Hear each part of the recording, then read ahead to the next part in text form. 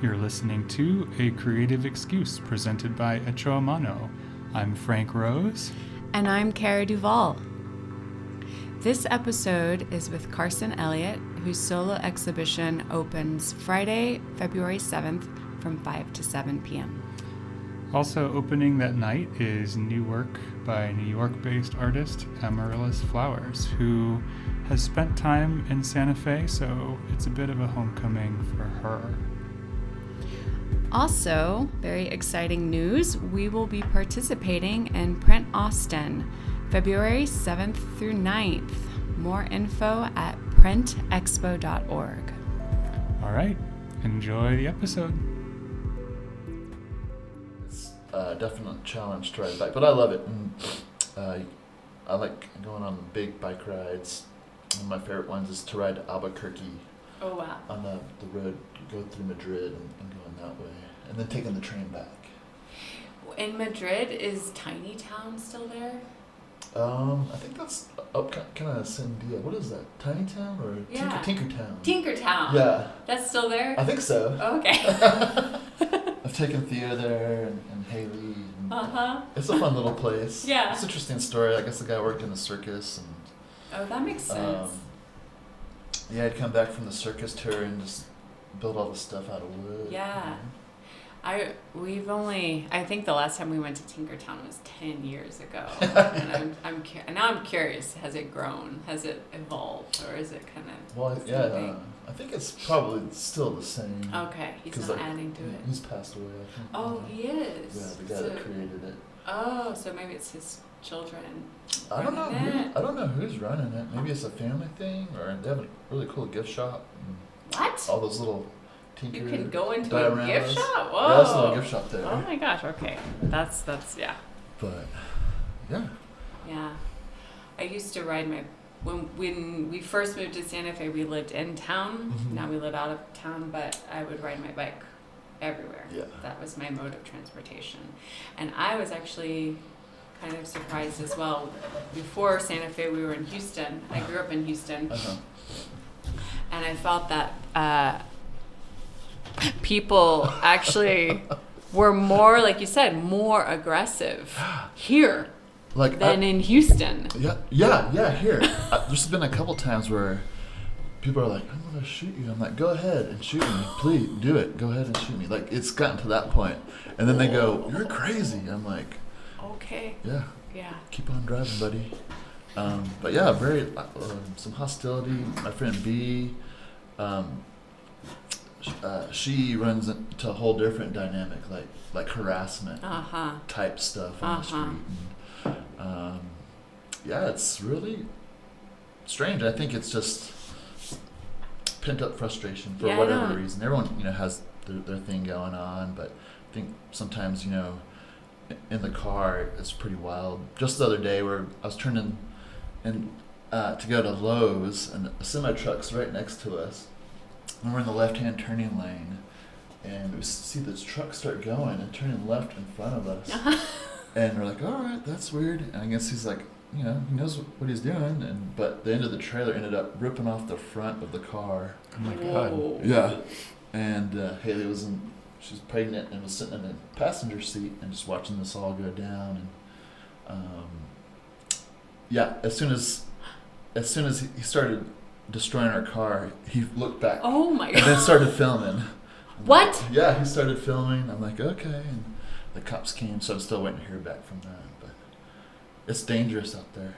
Crazy. When was that? Just like 2-3 days ago. Oh my It's God. been like a stack of that stuff. It's been like wild, because I'm like, getting ready for this art show, and going down to Marfa for the holidays, and my son and I's bikes got stolen as I was loading the car. Oh my God. So they're on the bike rack. It's like 5 a.m.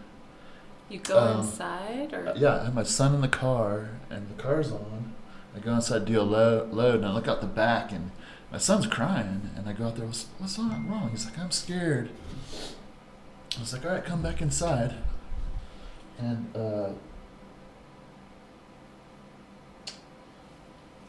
we go back inside, and I go upstairs to get another load, and I come back out, and the bikes are gone, just like cut off off the rack. Oh my God. Yeah. And so it's just been a little bit of, you know, just life stuff, like a lot of it. As you know, it's just, it kind of piles on. Yeah. And so it's just been like... It's been full force. It's been full force. Yeah. Like right before the show and, yeah. you know, coming back and trying to get stuff done. And yeah, but... We'll help you process that today. We are already recording. Welcome, oh, okay. welcome to Echo Therapy Session with Carson. Yeah, unload your heart. Yeah, it's good. It's good to have the art, you know, to be able to always go to that, and it's a constant in your life. Yeah, you know, because life, you know, life is wild, as you guys know. I'm sure you've been around for a while, and it's a little unpredictable sometimes. Life, yeah. Yeah. Sometimes, just a tiny bit. Yeah. I found that you can't tell what's gonna happen. Yeah. That's part of the fun, right? Yeah. Yeah. With making art too, like surprises. Well, yeah, exactly.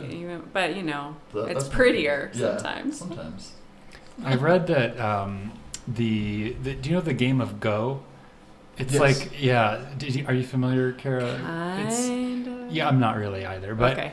It's so what they say is that there is more possible states of a board in Go than there are atoms in the universe. Really?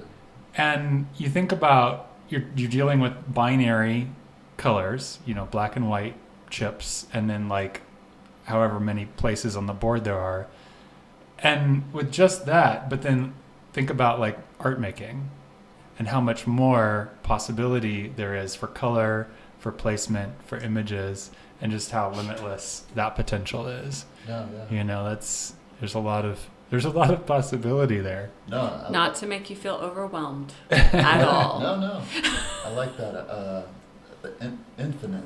Yeah. Right. I was dealing with some stuff and talking to a therapist one time, and I said, I feel infinite. And they're like, keep going with that feeling. And I find that in artwork too. Like you make there's infinite choices, right? But then you're like, all right, I'm going to do that. And then it kind of can fractal into something, or it can kind of spiral out of control. And, so I was like finding a stopping point. Yeah. You know, because you can keep going forever. Did you ever see that film called The Power of 10? That's what it's called, right? The Power of 10. Yeah. I don't think so. So, speaking of Marfa, out in Marfa, my family would go to Marfa every Thanksgiving. Oh, wow. And we would go to the McDonald Observatory in Fort Davis. And they show, I think they still show this film called The Power of 10, where you are taken first, I believe you start with maybe an atom. You start at the smallest, you know, amount of matter. Sure. And then it continues to multiply by the power of 10, and you go out, and you're in the universe, and it shows you that like everything is space, essentially. You know, the light or the matter is almost not there.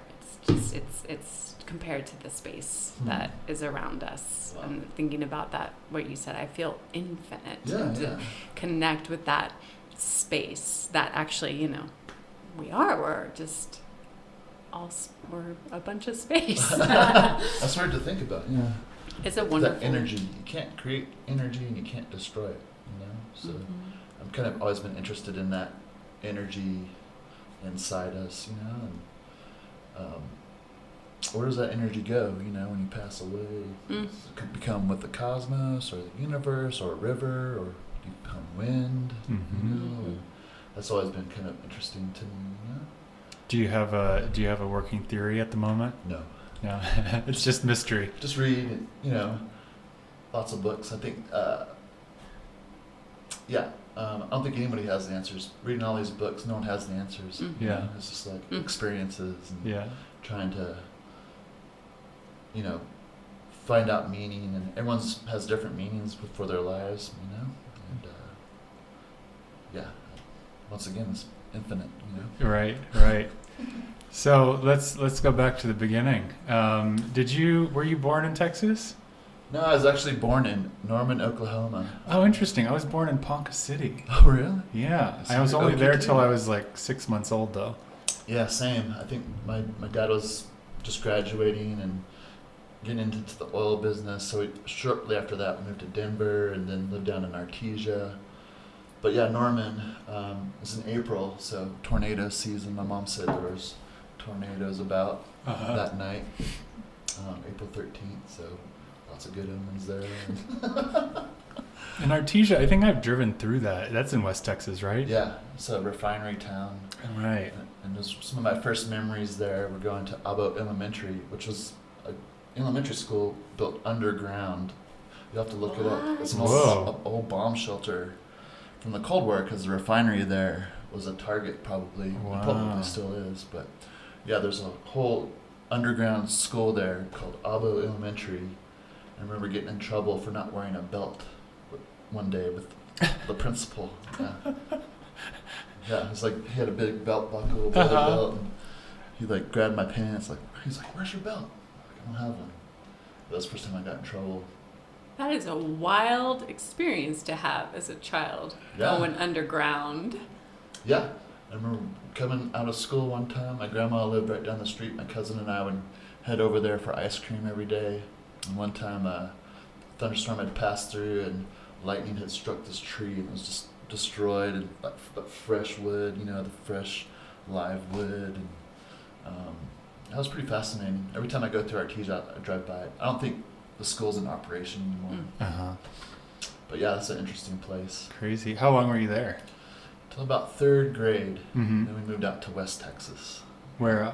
In Midland. Okay. Which I had just come back from there for the holidays. And grew up there in my formative years. Mm-hmm. But yeah, not much to do out there, which I think, got me into making art. And playing music and skateboarding. And luckily there was a skate shop there with skate videos, and a ski shop with snowboard videos. So it was kind of a way for me to see there's other stuff out there. And Southern California culture, like skateboarding, snowboarding. That was very influential to me. Like one of 6 skateboarders back then.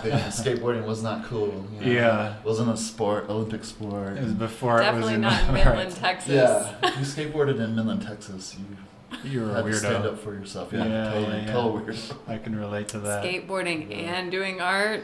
Oof. No, yeah, it's like that. It's like a big football town. Football is kind of the religion there, and yeah, there was a definite dynamic with my peers, because I didn't play football or sports or skateboarded. When did making art come into the mix? Did you start drawing when you were real young, or? Yeah, I remember in third grade, I still have it. It was this pamphlet. This guy, Chad Niehaus, drew up a schoolhouse on the front. I was like, oh, and the teacher seemed to really like it. I was like, I can try to do that too. So I did it. My own schoolhouse and they put it on the back, but it had shingles and a little more detailed. It was like third grade, and I started real early. But compared to my son, he's filling up sketchbooks already. I didn't draw as much as my son does today. But how old is he? He's 8. Yeah, you've seen him around probably. Yeah. Came to Cat Kinnick's talk, and he was just sitting there. He just started piano class, and he was just drawing notes, which is really cool to see that too. He can read music, and I go to his piano lessons, so I'm learning where the flats and sharps are, and all the notes, and how to read music. That's awesome. Was there anyone else in your family that was into art or that encouraged you? Well, my mom encouraged me. We'd come up to Santa Fe, not too often, but fairly regularly, and we'd stay at the Garrett's Desert Inn. Do you remember that? It used to be the Garrett's Desert Inn. I don't think it's called something else now. I'm not sure. Right. But yeah, we'd stay at that hotel and walk around the square and go into all the art galleries. And Santa Fe has always kind of been this place for me. And when I lived in Colorado, I'd pass through and look it up through the gallery windows. And then, I don't know, about 8 or 10 years ago, my dad passed away when I was living in Crested Butte, but I didn't want to move back to Midland. I felt like this need to like be closer to home, so I was like, oh, move down to Santa Fe and see how that goes. And that was about 10 years ago. Mm-hmm. And these cool galleries started popping up. I remember, I think Pop Gallery was in the small space. I was like, oh, that's interesting. It's not just the regular Santa Fe art. Mm-hmm. Mm-hmm. And then walking with Haley, my wife, she told me about Head Show, and we went to the small Head Show and into this one. And I was like, oh, okay, this is really a cool place. Maybe there's an audience for me here. So that's when I started doing the Regala shows. Right. Kind of talking with Martha and you guys. Yeah. Here we are today. Mm-hmm. And so, from going from drawing, was there like a progression into like did you explore painting, or how did that kind of like weave its way in over time? Painting, just high school art class. Back then, in Midland, just trying all kinds of different stuff, oil paints, linoleum cuts. A really cool art teacher named Herb Cooper, who was really supportive and really helped me out, would recommend me for Artist of the Year and those kinds of accolades. Mm-hmm. And then got a scholarship, I guess, to Savannah School of Art and Design, and the Art Institute was happening. But my dad was like, no, you should probably go to a 4-year school. And so went and did that and didn't like it, dropped out, went back and finished up. And that experience was weird. It was good because I learned about art history, like what's a brick in a gallery mean, and learning about context and ready-mades and all that, wrapping my head around that. So that was a good benefit. But I think back then, the rhetoric was drawing and painting were kind of phasing out for other forms of creativity. But I just kept doing it. And then I pursued graduate school. I was like, well, I'm not super interested in those aspects. I just wanted to keep drawing and painting. Yeah. So got my degree and then moved to Chicago for a couple years and worked as an artist assistant in art supply stores, which Chicago was kind of mind-blowing to me. I thought a big city would be progressive, but it was probably the most segregated place I've ever been. So I was just kind of disillusioned with that and moved back home. And then my cousin was like, you should just go be a lift operator for a season. And that was when I was 29. And moved to Crested Butte and ended up staying there most of my 30s and was in a little artist co-op up there.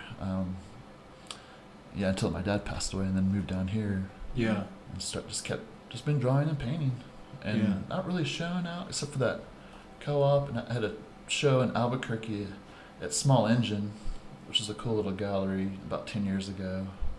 But just always something for me to do and a place for me to go. Was always making art. Yeah. When you were younger, did you find like skate culture having an influence on what you were doing? Oh yeah, like skateboard graphics. Yeah. Even Santa Cruz, the blue screaming hand, with the mouth. Sure. And I still love that image. Jeff Phillips, I think, drew that, and skateboard graphics for sure. Graphics are so important, Like I just bought a snowboard, and you can tell we're gonna save money and not do the work on the graphics so hard, and it makes a big difference. It's just a plain board, which is kind of cool, but a good graphic is important.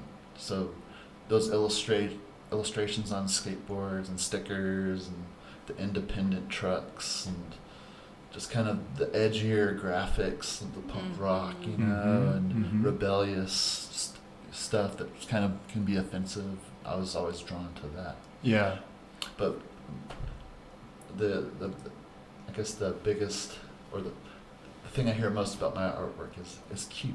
Oh. Interesting. I wouldn't say cute. Cute, like the bicycles or the tents, And, I mean, maybe the bicycles. The tents to me feel like they evoke a mood to me. Like it evokes a time and place and a mood. Like I mean, it's slightly surreal in a way because the tent is sort of glowing, but to me it just makes me think of times that I've been out in nature. Mm-hmm.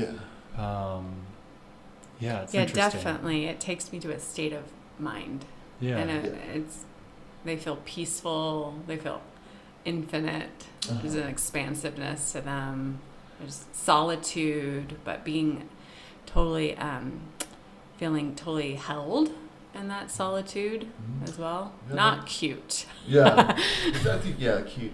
The bikes maybe have a little bit more comic feel to them. Yeah, there's a humor to them, like a kind of a weird humor, and the piece of bicycles that I'm going to be doing, put into the show here is 100 of the little drawings. Yeah, can you describe that? So you've got 100 individual drawings that are going to go into one piece. Yeah, they're cutting a mat for that 100 openings. That's insane. It's so insane. How big are the individuals?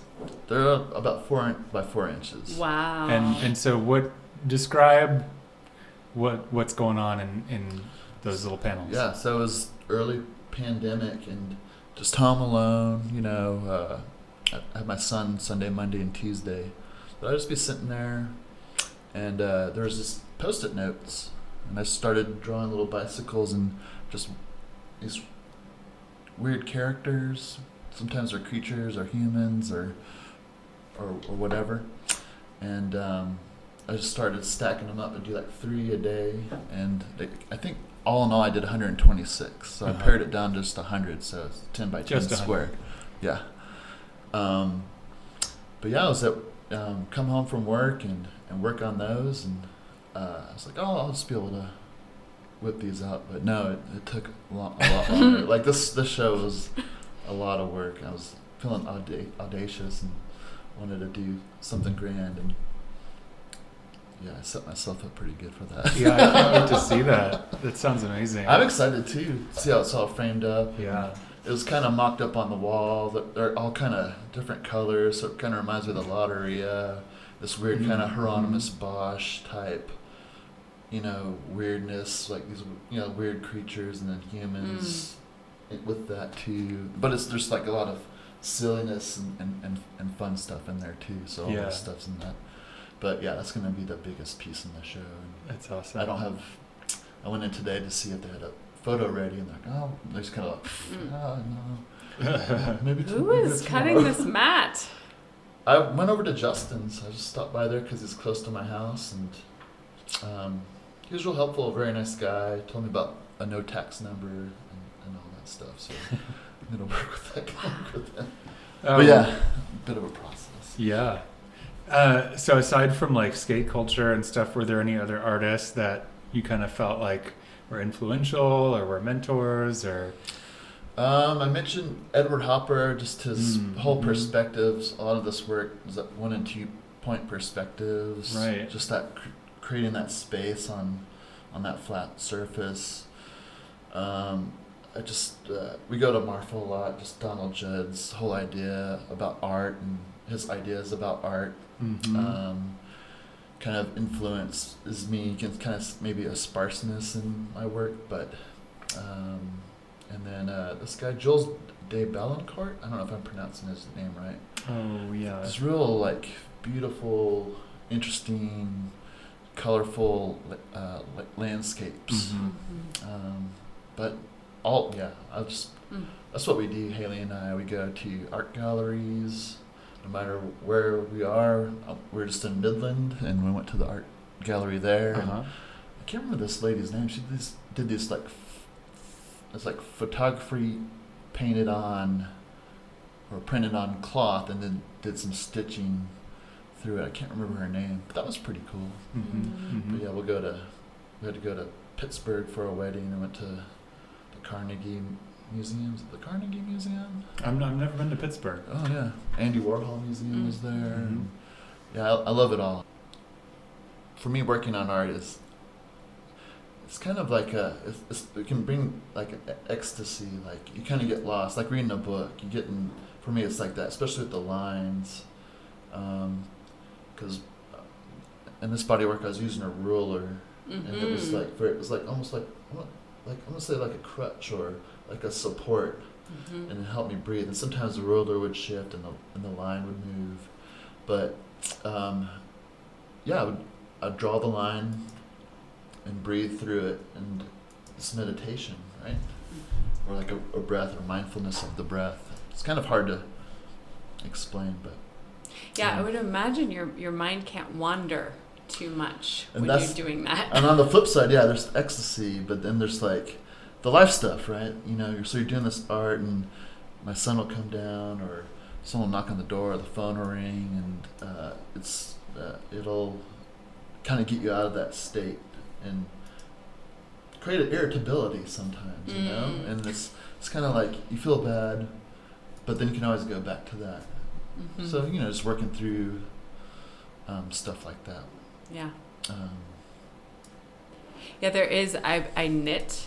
I'm very new at knitting. Oh, cool. And I really only actually do the purl and stitch, I think is what it's called. Very basic. Sure. But even that for a beginner, it's like I can't really actually let my mind wander at all. I have to be very focused, and especially if you're doing ribbing on something, and then you're switching from purl to a knit, I guess, and it focuses everything, and then our cat will come up and want attention, or want to play with the yarn. Want to play with the yarn, and I find it so therapeutic for me right now, because my mind is often just being very spazzy and anxious during this time. Sure. So the knitting at night, I knit every single night practically, and it is like a little solace, a little meditation for me. Yeah. That's where I find with my work. When I get tired of something like that, I have a guitar in the studio, and I just like do like little textural pickings and just stuff like that, to focus. Books obviously are a good way to focus. Are you reading a good book right now? The Crossing by Cormac McCarthy. That's a pretty wild book. Have you guys read Cormac I haven't McCarthy? really read any Cormac McCarthy, actually. I mean, I've seen a few of the film adaptations. Right. Like The Road, it's like really dark. Oh my God. that book made me like ugly cry, and I finished it in the morning, and it was about a father and his son, right? Yeah, so kind of empathize, and that was a brutal book. I tend to read like fantasy and sci-fi, so I'm a little bit more like escapist on that. Yeah. Which is interesting. It kind of ties in. I don't know. I think about the title of the show, Psychic Migrations, and a lot of the work have this like sense of travel or being on the road. Even the line work has this sort of like warp drive kind of effect to it. You yourself, I don't know you super well, but I associate you with like modes of transportation. Yeah. Like I know you as like biker, snowboard, like you like to move. Skateboard, yeah. You like to get around. Right. Can you talk about like how your relationship to movement or travel, like where is this coming from? Is there some kind of like deep symbolic nature to travel and migration for you? I think it probably comes from growing up in Midland, flat, mesquite. We were just there, and Haley noticed the sky's always brown there. And my dad took us on a couple of road trips out to the West Coast, and we drove up through San Diego up to Los Angeles, and then out to the East Coast. He's from Detroit, so we headed out that way. And I think those two road trips, just looking out the window, we didn't have any screens back then, so it was the back of an Oldsmobile, and you're just like looking out a window the whole time and seeing just all these different landscapes. And I think that had a profound impact. I think it, I don't know if I'm an anxious person, but just that sense of movement and exercise and getting my heart rate up. I've always just been inclined to do that. Like I think growing up, born in 76 and going through the 80s. We didn't have like video games and stuff like that, so I just wanted to just be outside. My dad, he was a good guy, but just different interests, and just kind of wanted to be on my own from an early age. And would just started out just hopping out the front door and skateboarding around the block, which was interesting. I went back to my old neighborhood like from a long time and did that same route. And the thing that stuck out the most were the smells of the plants, like honeysuckle. Like, wow, that's like the honeysuckle. And then West Texas, there's a pine tree. And like, oh, I smell the pine tree. And that sense of just like going someplace, and being on the road, and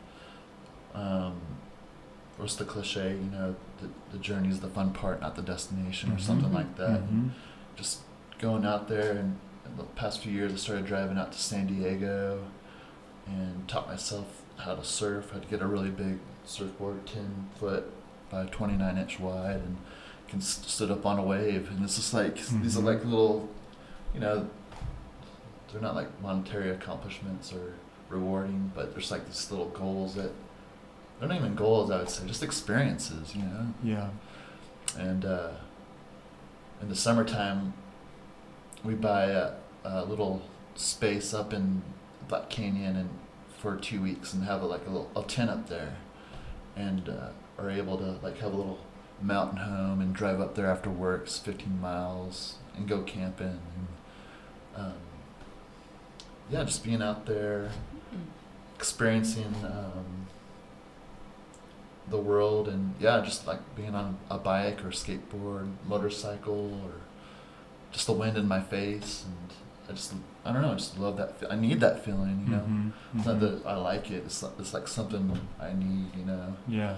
And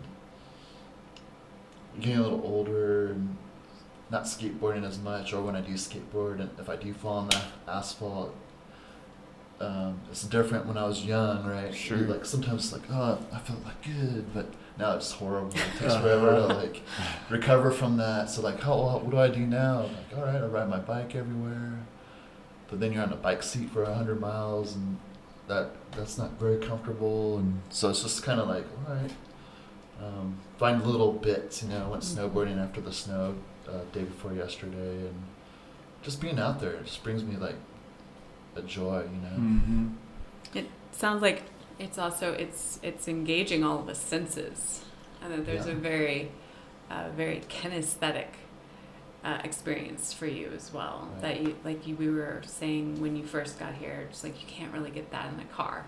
No, at all. You can't feel the wind. You can't experience the movement of time. You moving through time and through space. Right. There's no cadence, I don't think, in the car. It's like a couch, and it's almost like a TV, like looking through the front windshield. Whereas like on a bike, there's a literal cadence. And it's like almost whatever music you're listening to, that'll determine your cadence or your mood or whatever. It's a cadence, like in skateboarding, or rhythms and like pulses. And I'm a huge fan of music. I think I'm in the top 1% of Spotify, like 95,000 minutes of like listening to music. It's crazy, yeah. So I always have headphones in. I'm always getting that notification on my phone, your headphones are too loud. I'm in the restaurant, I'm always tilting my head to the right, like, what? Can't hear you. But yeah, it's like all these like visceral kind of like living like life, and experiencing it, physically, well, I can, Yeah. Well, I think like transportation, travel, like all those things remind me of just like the in-between spaces, like those liminal spaces of like the possibility that can exist in between something. So going from one place to another, right? You're in this space of like transition. And to me, like what I love about that is being in that space where it's unfinished, where there is like a big sense of possibility of like, I'm not here, I'm not there, I'm moving towards something, right. and in between there's like that infinite potential. You know, that's the beauty, right? Yeah.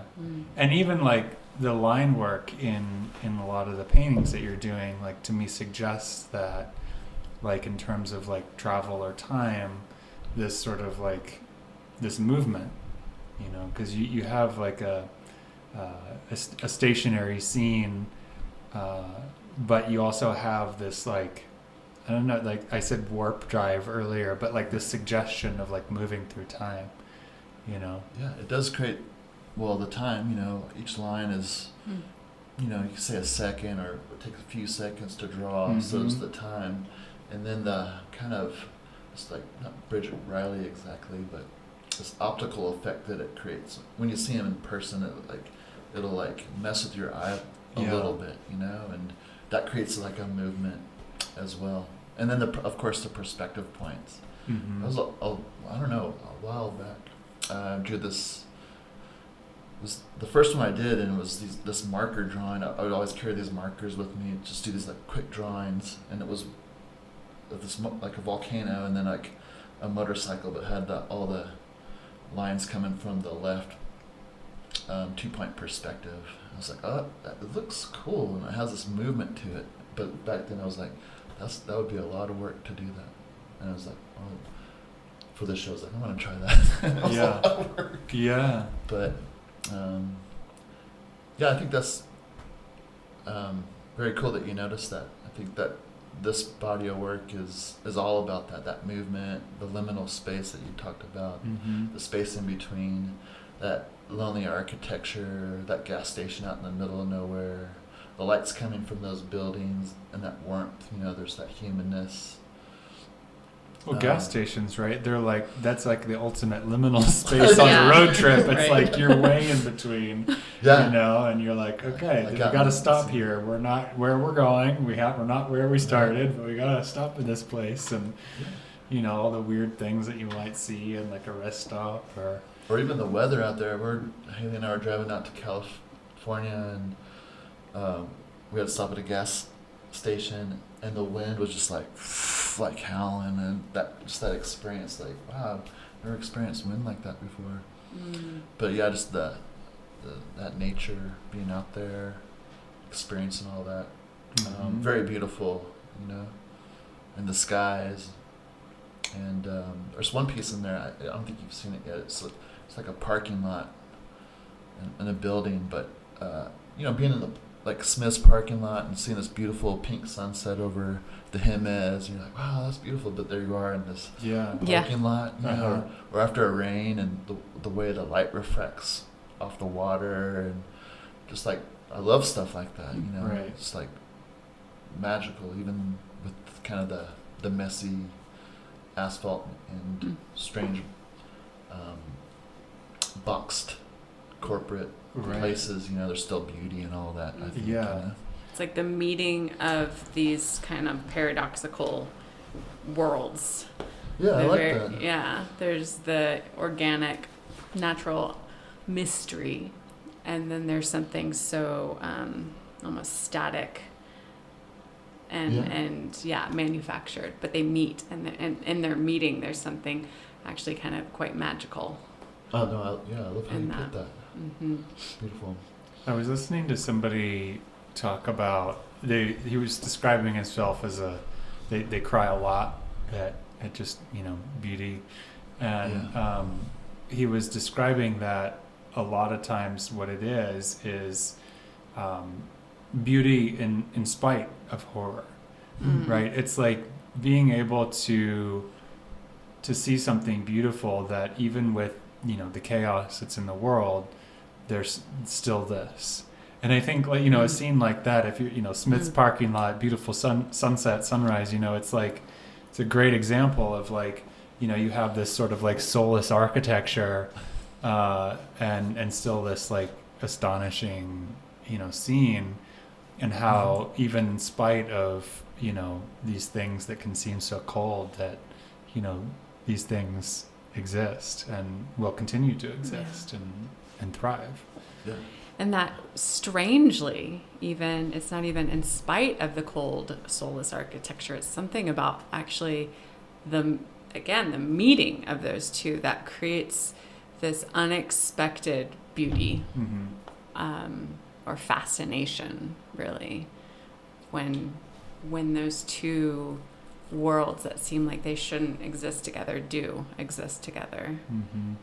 Like that, and I think your attitude has a part to play in that too. Yes. And how you see that, and how you empathize with not only people but your environment, and I think. Yeah, you got to be open to it. Yeah, I think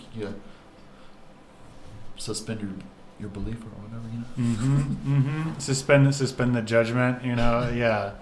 Yeah. It's like, we're all kind of trying to do the best we can, and navigate a chaotic world, and we're all humans at the end of the day. So there's, I think, ultimately there's something beautiful in all of that, even if it manifests in ways that are like ugly or whatever.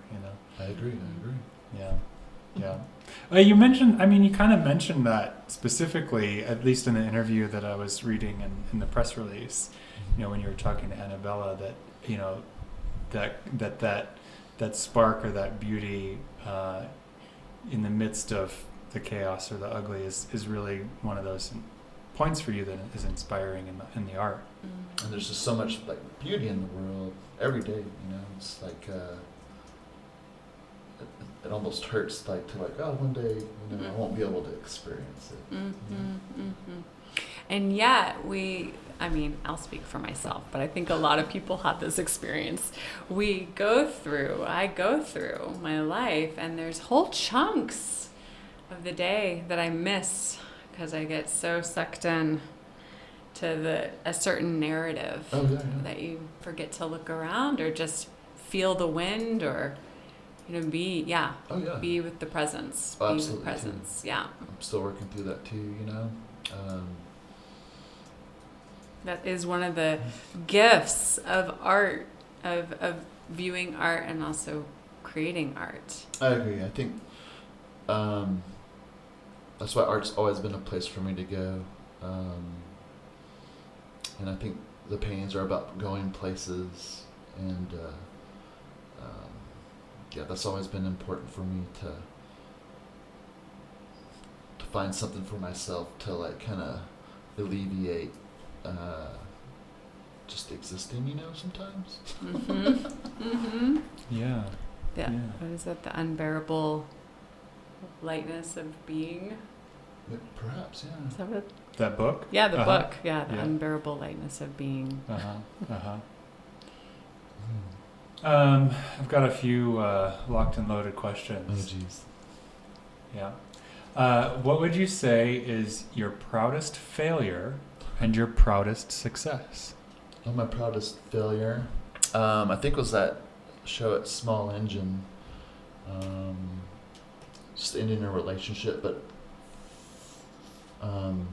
saw that art show through. It was a good friend, Scott Williams, helped me out, and it was like a goal. And it was a different body of work back then, and I was just kind of exploring, and I don't think it was truly my voice, but I put it up anyway, and didn't endure too many criticisms. God, that's such a hard place to be, right? Where you probably knew that you didn't quite have your voice yet. Yeah. But you needed to. I had to do it. Put it out there. I had to do it. Yeah. Just like, a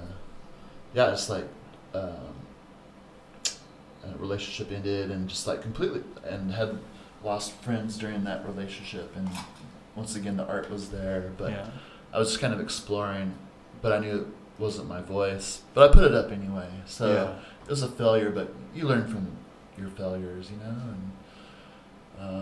and that's such a critical, I think, point in any kind of creative journey, right? Because it's like there's a long time before you actually get to that place where you're like, oh yeah, this is what I want to be putting out into the world. This represents who I am. Yeah. There's a long period of time of that, and yet if you're a creator, you gotta create stuff. Yeah, I think that's why I didn't have too many shows. Is like I knew that's what I was doing, like finding a voice or trying different stuff out. Yeah. But then coming to a point where like, okay, this sounds like me, and then finding out like a space where you're like, okay, there's probably an audience here that wants to hear this, you know, and just kind of things lining up, which leads to a positive success, which was, I would think, the first quick draw I did here when Martha invited me to do that. I was terrified. I was like, what the heck? And I called you, was like, can I get a drawing ready for the show, or can I bring this? Like, yeah, sure, whatever. But I'd never been on that kind of stage before. I was terrified. I was like, should I, say I'm sick? Or I was like, felt high from it, just like good, and like was pleasantly surprised, and so that was, I would say, a success, And I'll never turn down another quick draw again. The Regalo shows, those are always fun too. That's awesome. What do you do when you feel stuck? Go on a bike ride, skateboard. Just get out of the house. Sometimes, a book can be helpful, but a book will transport you to like wherever that book is, That Cormac McCarthy book, I'm like just in Mexico right now with this guy, taking this she-wolf back to this place. But yeah, mostly right now it's like bicycle ride, and just depending on the weight of the whatever will determine how many miles. Yeah. But yeah. What's a simple life lesson that you wish you learned earlier? I think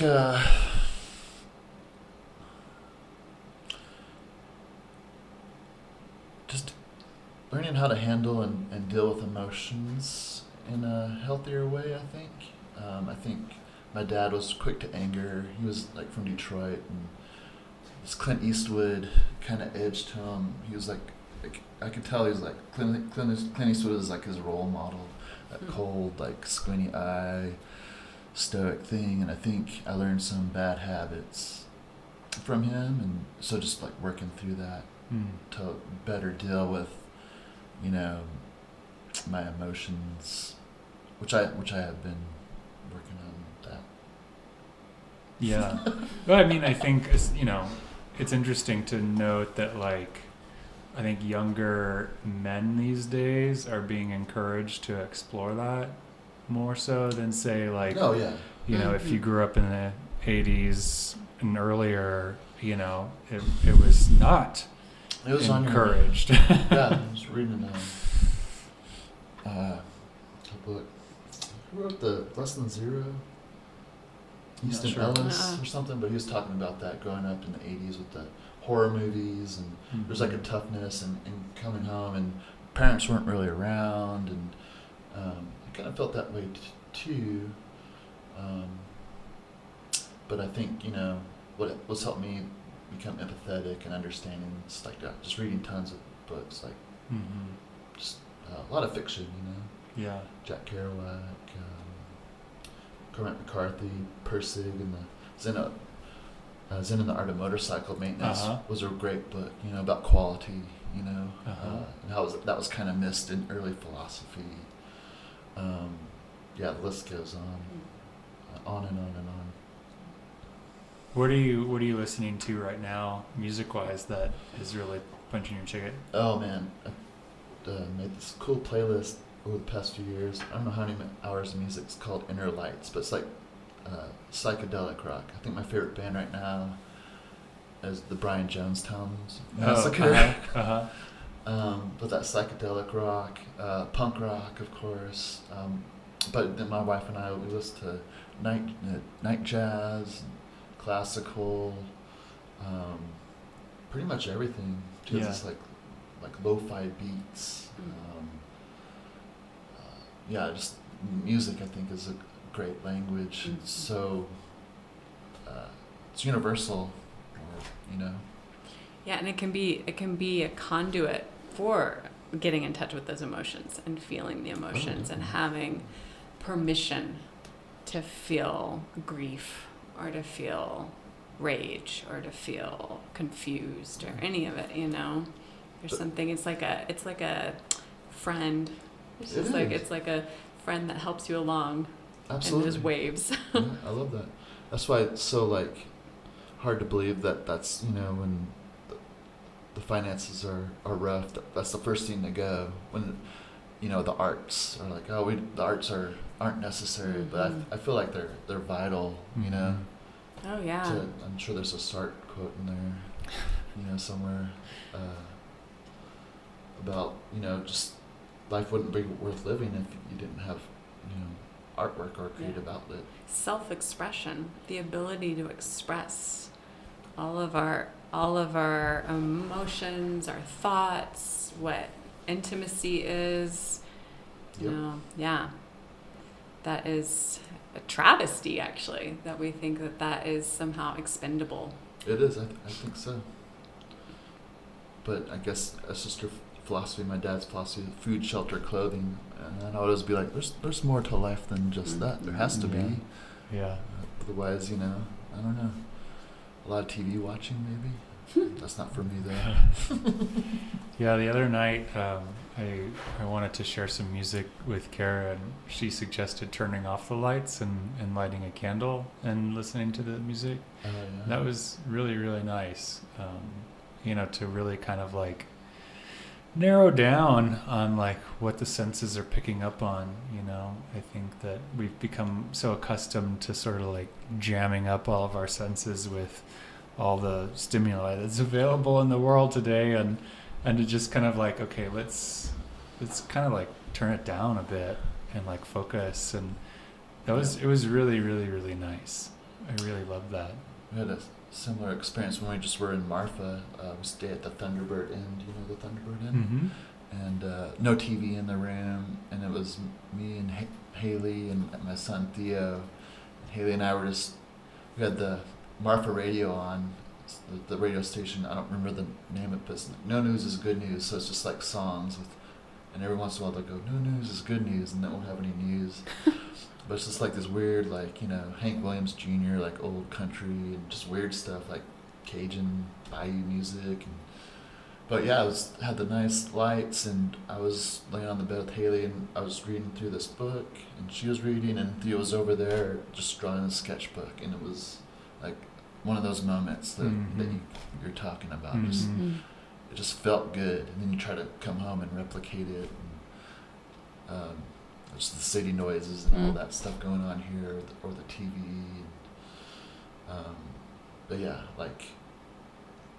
how do you sustain a moment like that? Yeah. How can you sustain it? You can't really sustain moments. No. But it's good to aspire to have more of those moments, I think. I know they bring me peace, and they seem to bring you peace too. Yeah, I think it's about presence. It's how present can I be with what's happening right now, and sometimes it requires eliminating sensory input, because it can just be so distracting. So for me, it's all about presence. What's in front of me? Am I paying attention? Right. Changing our patterns too, changing the way that we move through life can bring around that presence. I remember at the end, we had been listening to music and we had to do the dishes. It was time to do the dishes. And so we had to turn on the lights. And there was something in me that was this is sacrilegious. I do not want to turn on the lights at all. And I was thinking, it's there's actually a huge gift, when the power goes out. Oh, yeah. Right. Yeah, And you are forced in to the darkness, and it's a different quality of listening and being that Absolutely. takes over. That's it feels softer, and it feels in some ways more intimate.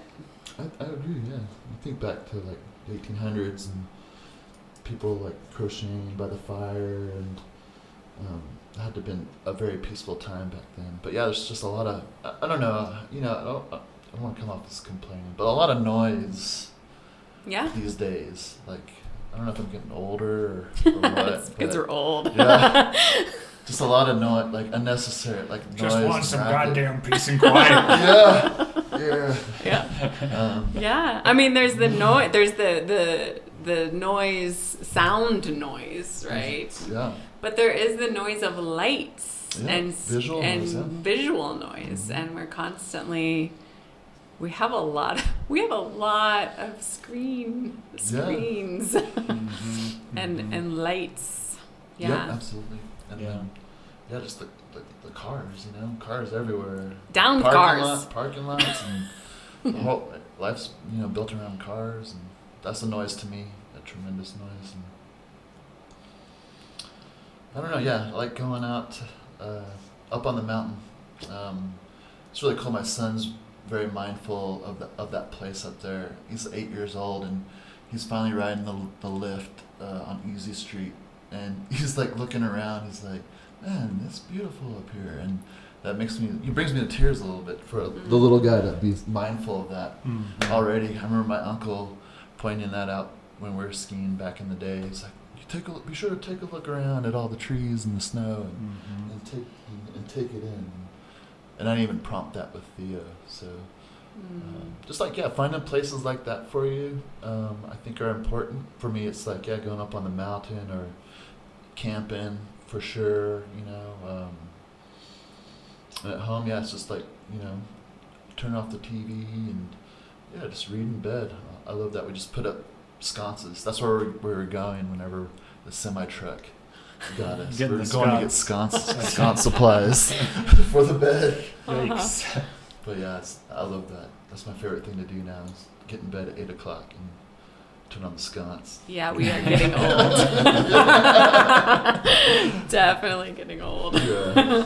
So you're probably in a liminal state now with art making. Are you on pause, having completed?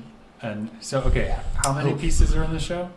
17. 17 total. Pieces. So you kind of really focused in on this. Are you kind of taking a break right now? Do you have kind of a next project in mind? I still feel like there's some things to work on for the show, so I'm still kind of tidying stuff up. I did get the photographs today, and the proofs came back, and I'm like, is the lighting weird? Or there's always like these little things. So it's always my whole life, has just been.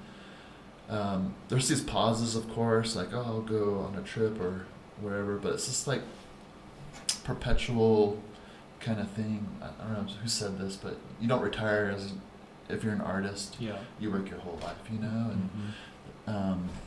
so there's some stuff brewing in my head. I think I'm gonna maybe try something a little bit different, but I do want to continue this 1 and 2 point perspective, the drawing on the clayboard with the ink, the way it skates across the clayboard, and there's a really cool feeling. I don't know, it kind of makes me feel like I'm riding a skateboard or ice skating, or there's something there with how the ink goes on. So I do like that technique. However, just figuring out on the bigger ones, moving around a big meter stick, it really was taking a toll on my back, just moving like these millimeters and centimeters with this ruler and doing these lines. Like my upper back has just been real tight, so it's been working through that. But I'm excited to see what happens. It's always a surprise, and there's always like failures too, and working through those, but you always learn from those mistakes, and it adds to your knowledge so you can make more work.